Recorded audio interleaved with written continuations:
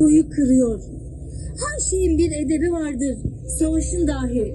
Edepsizler savaşın edebinden bile nasipsiz kalmışlar. Tarih birçok katliam gördü. Fakat ne katliamı, ne hastane katliamı, ne de direkt çocuklara hedef alan canilerin işlediği bu katliama ilk kez şahit oluyor. 18 Mart Ramazan gecesi sahura doğru Şifa Tıp Kompleksi kuşatıldı ve bombardıman başladı. 80 kişi esir alındı. Şehit ve yaralı sayısı henüz belli değil. Hastane diyoruz, hastane bombalandı. Hani dokunulmaz olan yer, hani hastaların evi olan, acizlerin yeri olan yer.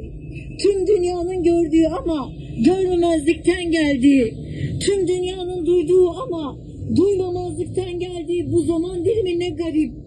Parçalanmış bebek cesetlerinin baklava poşetine konulduğu ve buna alışıldığı zaman dilimi ne garip. Şifa Hastanesi ilk bombalandığında gece yarısı sokağa dökülen halkın bu gece yaşananlar karşısında susması, gündem bile etmemesi, acıya alışması, zulmü normalleştirmesi ne garip.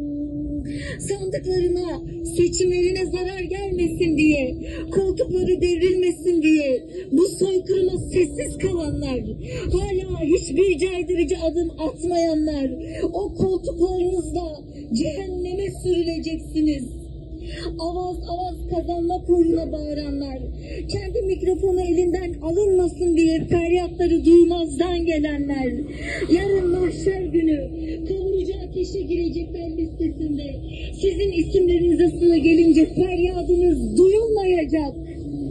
Bugün bir hastanenin kuşatılma haberini izleyip hiç tepki vermeyen, ayağa kalkmayan, haykırmayan, dur demeyen, hala çeşit çeşit iftar sofrası hazırlayan ey sen, çetin hesap gününün dönüşü olmayacak.